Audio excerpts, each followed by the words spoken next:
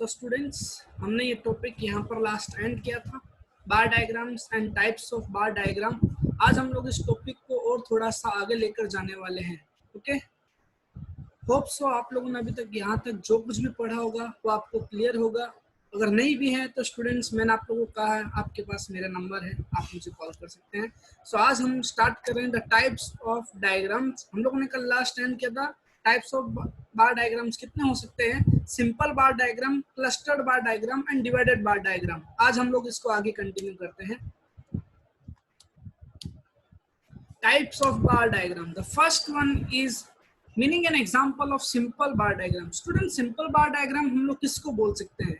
अगर मैं कोई एक ही वेरिएबल के ऊपर से डायग्राम बनाना चाहूँ, जैसे कि मेरे एक पूरे साल के अंदर हर अलग अलग अगर मंथ का मैं टाइम पीरियड ले लूँ, उसके अंदर मैं कितना सेल करता हूँ, अगर मुझे उसका डाटा बनाना है, उसका डायग्राम बनाना है, जहाँ पे मैं सिर्फ एक सेल को फिगर लेता हूँ, तो उसको हम लोग सिंपल बार डायग्राम बोलते हैं। जहाँ पे एक्स एक्सिस पे हम लोग टाइम पीरियड लेंगे 2015, 2016, 2017 एंड वाई एक्सेस पे सेल्स के फिगर लेंगे 5 करोड़, 10 करोड़, 15 करोड़, 20 करोड़। तो वो जो सेल्स के जिस तरह से डायग्राम बनते जाएंगे इंडिविजुअली, वो हमारे सिंपल बार डायग्राम्स होंगे। Simple bar diagram represent the value of only one variable over a base से वेरियस रीजन और द ईयर। देखिए स्टूडेंट, इसके लिए हमने शेड्यूल एंड डायग्राम देखा है, जहाँ पर मंथ्स जनवरी, फरवरी, मार्च, अप्रैल, मई, जून ऐसे मंथ दिए हुए, बाजू में सेल्स के यूनिट दिए अलग अलग मंथ्स की, और हम लोगों ने इसको डायग्राम के अंदर प्रेजेंट किए हैं। तो ये क्या हुआ, ये सिंपल बार डायग्राम है, जहाँ पे एक वैल्यू के ऊपर से हम लोग सिर्फ डायग्राम बनाते हैं। Okay student, second one is the clustered bar diagram. Students, clustered bar diagram किसको बोलते हैं? देखो स्टूडेंट्स, आप लोगों ने स्टैंडर्ड 11th के अंदर देख लिया या 10th के अंदर भी देखा हुआ है कि जब आप लोग डायग्राम्स बनाते हो एंड वहां पर कोई एक ही वेरिएबल को ध्यान में रखकर उसके ऊपर से 2-3 जन को कंपेयर करते हो। जैसे कि अगर मैं बोलूँ कि लिटरेसी लेवल, एजुकेशन लेवल, तो एजुकेशन के अंदर मेल, फीमेल या फिर एक और किसी बंदे को ले लो, तो उन तीनों जन का अगर आप लोग डायग्राम बनाओ, अब यहाँ पे जरूरी नहीं कितने वेरिएबल लेना, वो आपके ऊपर है। जब आप लोग दोनों जन का ऐसा सोचते हो, कंपेयर करते हो, तो आजू बाजू में दो दो आप लोग बार बनाते हो। तो इस तरह के डायग्राम्स को हम लोग क्लस्टर्ड बार डायग्राम बोलते हैं। तो यहाँ पे देखो हम लोगों ने लिखा है, in this type of graph values of the common variable over a common base are given for more than one section of the related parameter. Related parameter हमारा हुआ literacy level, and more than one section male, female. अगर और कोई चीज से ऊपर से बात करो तो इंडस्ट्रीज के ऊपर large scale industry, small scale industry, medium scale industry, कोई भी तरह का सेक्शन हो सकता है। Okay, hence we get the clusters of bars. तो इसके लिए देखो यहाँ पे मैंने एग्जांपल जो मैंने अभी कहा है वही हमने एग्जांपल लिया है। Next second third paragraph, to prepare proper visual effect and help comparison each bar is colored differently। ये स्टूडेंट्स, अगर आप लोग को कंपैरिजन करना है तो जो भी मेल या फीमेल या जो भी तरह का आप लोग एक और डायग्राम ले रहे हो, 3-3 तरह के बार बना रहे हो अलग अलग ईयर्स के अंदर, उनको अच्छे से और प्रेजेंट करने के लिए उसको कलर्ड फॉर्म भी कर सकते हो फॉर अ वेल एक्सप्लेनेशन। देखिए स्टूडेंट्स, ये हमारा है शेड्यूल, जहाँ पे हम लोगों ने सेल्स लिया है 3 यूनिट के लिए, small size, medium size and large size, and उनके लिए अलग अलग मंथ्स ले लिए, जनवरी, फरवरी, मार्च, अप्रैल, मई, जून। उन लोग के अपने अपने फिगर्स, इनके ऊपर से हम लोगों ने देखो ये डायग्राम बनाया हुआ है। इस डायग्राम के अंदर देखो 3-3 बार दिख रहे हैं और वो भी आजू बाजू में है। तो ये इस तरह के डायग्राम्स को हम लोग क्या बोलते हैं, क्लस्टर्ड बार डायग्राम, जहाँ पे आप लोग एक value that is sales and उसके बेसिस के ऊपर सब कुछ लेते हो। Okay, now types of bar diagram के अंदर थर्ड डायग्राम में हमारे पास divided bar diagram. Now students, divided bar diagram कौन सा हुआ? स्टूडेंट्स, आप लोगों ने स्टैंडर्ड 11th के अंदर या स्टैंडर्ड 10th के अंदर देखा है कि जैसे हम लोगों ने मेल और फीमेल के लिए अलग अलग डायग्राम्स प्रिपेयर किया, वैसे ही हम लोग क्या कर सकते हैं, एक ही डायग्राम के अंदर हम लोग डिवाइड भी कर सकते हैं कि इतना पोर्शन इसका हो, उसके जस्ट ऊपर पोर्शन किसी और का हुआ, उसके ऊपर जो भी पोर्शन हो किसी और का हुआ। तो डिवाइडेड बार डायग्राम बोलता है कि यहाँ पे हम लोग को हर ईयर के अंदर एक बार बनाना है, और एक बार के अंदर जो भी तरह के वेरिएबल्स हम लोग को उसी एक ही बार के अंदर डिवाइड कर देना है। Okay, in such a diagram every single value of the variable has a sub categories, hence we get divisions in all the bars which represents a common variable and common base। तो base आपका एक ही होगा, common बार भी एक होगा, but उसके अंदर आपके डिविजन्स हो जाएंगे। ओके, यहाँ पे भी आप लोग को अच्छे से और प्रेजेंट करने के लिए क्या कर सकते हो, जो भी बार बनाए हैं, जो भी डिवीजन दिए, उनको थोड़ा कलर्ड फॉर्म कर सकते हो। देखिए सर, ये घूमता घूमता हमारे पास में एक शेड्यूल आया है। इस शेड्यूल के अंदर हम लोगों ने rural, urban and all India लिया है, और अलग अलग तरह के हम लोगों ने मंथ्स लिए, जनवरी, फरवरी, मार्च, अप्रैल, और ये किसके बेसिस के ऊपर से, सेल्स। अब इन सबको हम लोग क्लस्टर्ड बार डायग्राम के अंदर रूरल अर्बन का अलग अलग एक बार बनाकर भी शो कर सकते हैं, या फिर इसको एक अलग फॉर्म में शो करना है तो क्या कर सकते हैं, कुछ इस तरह से, इसको बोलते हैं डिवाइडेड बार डायग्राम। एक ही बार के अंदर आप लोग जो भी तरह के वेरिएबल्स उनको डिवाइड कर दोगे, जहाँ पे जो ब्लैक वाला पोर्शन है वो रूरल एरिया का है, जो linings white linings black linings के अंदर है वो आप लोग का अर्बन एरिया है, और इस टोटल को बोलोगे तो इसको ऑल इंडिया का हो गया। ओके स्टूडेंट्स, तो ये है हमारा डिवाइडेड बार डायग्राम। अभी तक के तीनों types of diagrams, bar diagrams बहुत ही सिंपल थे। कौन कौन से तीन? फर्स्ट सिंपल बार डायग्राम, जहाँ पे सिर्फ एक ही बार हुआ करता था एक ही वेरिएबल के लिए। फिर हमने देखा क्लस्टर्ड बार डायग्राम, जहाँ पे अलग अलग वेरिएबल्स लेते हो बट एक ही बेस के लिए, literacy level for male female और कोई भी एक तरह का बंदा। तो नहीं, हमारा डिवाइडेड बार डायग्राम, जहाँ पे एक ही डायग्राम के अंदर आप डिविजन्स देते हो। ओके नाउ स्टूडेंट, हम लोगों ने जो हमने पहले वीडियो में देखा था, aspect to be considered while drawing a diagram. अब ये वाला टॉपिक क्या है? Aspect to be considered while drawing a bar diagram. Bar diagram बनाने के लिए हमें क्या क्या देखना पड़ता है? तो फर्स्ट है width should be equal for all the bar. Width should be equal for all the bar. जैसे कि हम लोगों ने अगर सेल्स का एक फिगर लिया, एक साल का या एक मंथ का, वैसे हम लोग अलग अलग पीरियड का जो भी सेल लिए, सब जन का जो सेल्स का जो आप लोग का बार है, वो उन दोनों वो बार जो है ना, उन सब जन का विड्थ सेम रहना चाहिए। विड्थ मतलब नीचे का बेस, जो डिस्टेंस ले अलग अलग सब बार का डिस्टेंस सेम ही रहना चाहिए। Okay first. Second, length of the bar is proportional to the value they present. Yes, sales जितने जितने अलग अलग साल के अंदर बढ़ेगा, उसका जो बार है वो भी ज्यादा बड़ा होगा।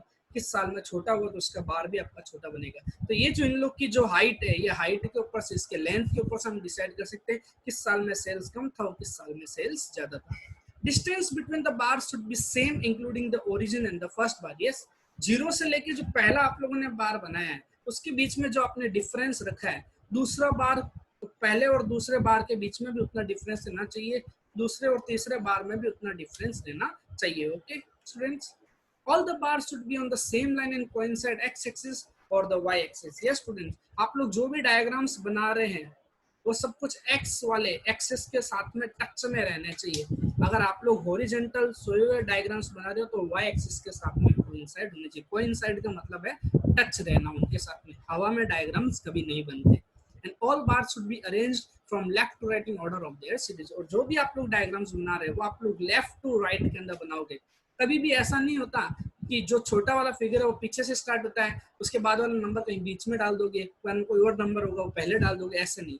जैसे जैसे आपको सीक्वेंस दिए, जनवरी फरवरी में इतना सेल हुआ, पहले उसका डायग्राम, फिर मार्च अप्रैल में जो भी है उसके बाद उसका डायग्राम, तो इस तरह से सीक्वेंस में होना चाहिए। स्टूडेंट होप सो ये बहुत सिंपल चल रहा है अभी तक। Aspect to be considered while drawing the bar diagram. Now students, हमारा जो 3 टाइप्स ऑफ हम लोग को जो अपनी स्टडीज अपनी बुक के अंदर बोला हुआ है, time based diagram, bar diagrams and the pie diagram. तो हमारे 2 तरह के डायग्राम्स ओवर हो चुके हैं। Now the third diagram is pi diagram. Now ये पाई डायग्राम क्या होगा स्टूडेंट्स, इसको भी आप लोगों ने स्टडी किया हुआ है। एक सर्कल है, वो सर्कल एक पूरा यूनिवर्सल रिप्रेजेंट करता है। यूनिवर्सल मतलब सब कुछ इसी में ही है। नाउ अब आप क्या कर सकते हो डायग्राम ड्रॉ करने के लिए, अलग अलग जो आप लोगों ने वेरिएबल्स लिए हैं, उन वेरिएबल्स को एक ही सर्कल के अंदर डिग्रीज के फॉर्म के अंदर पूरा डिवाइड कर दोगे। तो देखो इसके अंदर क्या लिखा है, division of the circle in degrees represent the pie diagram. Simple definition है, what do you mean by pie diagram? Division of circle in degrees represent the pie diagram. अगर if entire circle is considered to be universal statement का ना, एक पूरा circle को एक पूरा value मान लो, and different components of this data, अलग अलग तो जो भी तरह के वेरिएबल्स है उनको अलग सर्कल्स के अंदर डिवाइड कर दो डिग्रीज के फॉर्म के अंदर, तो हम लोग को अपना पाई डायग्राम मिल जाएगा। और यस, इसको और भी अच्छा बनाने के लिए हम लोग क्या कर सकते हैं, उसको थोड़ा सा कलर्ड दे सकते हैं। Okay, since the entire circle represent the 360 degree, the entire data represent the 360 degree. But obvious, अगर पूरा सर्कल 360 है तो पूरे डाटा सबको मिलाऊंगा तो वो भी 360 हुआ। And sub divisions are made by dividing the circle in proportional to the degree. Okay, तो ये मैंने आपको कहा है कलर फॉर्म दे सकते हो इसके अंदर। आप लोग को डिग्रीज के अंदर डिवाइड करने के लिए क्या करना पड़ेगा, ये कि फॉर्मूला यूज करना पड़ेगा। Degrees is equals to component value divide by total value into 360। Student, इसको और अच्छे से समझने के लिए हम लोग क्या करते हैं, ये जो शेड्यूल दिया है उसको देखते हैं। जहाँ पे हम लोगों ने आइटम्स लिया है, बुक्स है, stationery, phone, food, cloth etcetera, उन सब जन के सामने अपने परसेंटेज दिए हुए। नाउ स्टूडेंट्स, आप लोगों को परसेंटेज पता है, percentage is always in terms of percentage, पर यहाँ पे सर्कल में डिवाइड करना तो हम लोग को डिग्रीज फॉर्म में चाहिए। तो हम लोगों ने क्या किया, इन परसेंटेज को डिग्रीज में कन्वर्ट कर दिया। कैसे, ये फॉर्मूला लगाया, component value that is ₹20 divide by total value, total देखो नीचे दिया हुआ 100, तो 20 डिवाइड बाय 100 इंटू 360, तो हमारा आंसर कितना है 72 डिग्री। इसी तरह से सब जन का अपना वैल्यू जो भी है, यूनिट्स है, आप लोग इन सब चीजों को डिग्रीज के अंदर कन्वर्ट कर दोगे, एंड डिग्रीज के अंदर कन्वर्ट करने के बाद में इस सर्कल को हम लोग बनाते हैं। तो इस सर्कल को हम लोग बोलते हैं pie diagram, where the entire circle represent the 360 degree. इस यूनिवर्सल सेट, क्योंकि इसके अंदर सब कुछ आने वाला है, एंड इस सर्कल के अंदर जो भी तरह के वेरिएबल्स उन फॉर्म के अंदर इसको डिवीजन दे देते हैं डिग्री के फॉर्म में। तो इस तरह से हम लोग को पाई डायग्राम मिल जाता है। Okay, now students, aspect to be considered while drawing a pie diagram। अभी तक दो तरह के एस्पेक्ट है, ये थर्ड वन है। पहला वाला aspect, aspect to be considered while drawing a diagram. Second वाला aspect, aspect to be considered while drawing a bar diagram. And third वाला अभी आया, aspect to be considered while drawing a pie diagram. 360 degree make a circle, पहला aspect है। Circle ऐसा नहीं कि आप आधा बनाकर छोड़ दो, 360 डिग्री पूरा सर्कल होना चाहिए। Degrees for the sub divisions are calculated in proportional to the value. आप लोग को डिग्रीज कैलकुलेट करना है तो आपको फॉर्मूला लगाना ही पड़ेगा। तो फॉर्मूला क्या था, जो भी तरह की वैल्यू है वो ऊपर न्यूमरेटर में, डिवाइड बाय टोटल वैल्यू है वो नीचे डिनोमिनेटर में, इनटू 360 डिग्री उसको करना जरूरी है। Okay, and third point, if the relevant data is to be compared across the region or the time period, then two pie diagrams can be drawn side by side। Student, अगर देखो हम लोग को comparison करना है तो हम लोग को दो तरह के पाई डायग्राम या तीन तरह के पाई डायग्राम जैसा भी हो, सपोज कर लो हम लोग को इंडिया वालों को यूएसए के साथ में कंपेयर करना है, तो हम इंडिया वाला अपना पाई डायग्राम बनाएंगे, यूएसए वाला अपना पाई डायग्राम बनाएंगे, और दोनों पाई डायग्राम को साथ में रख के हम लोग कंपेयर करेंगे कि कौन अच्छा और कौन गंदा है। तो आप लोग को कंपेयर करने के लिए क्या करना पड़ेगा, आप लोग को दो पाई डायग्राम्स की भी जरूरत पड़ेगी। For a data set with a smaller total value, a circle with smaller dimension is drawn, and for a certain set with a larger total value, the circle with larger dimension is drawn। तो देख लीजिए ना, आपके पास में data कैसा है, बहुत सारा डाटा है तो सर्कल थोड़ा बड़ा बनाओगे, कम ही डाटा है तो थोड़ा सा आप लोग पाई डायग्राम है वो छोटा बनेगा। ये तो बट ऑब्वियस है। ओके स्टूडेंट, ये बहुत सिंपल था अभी तक का।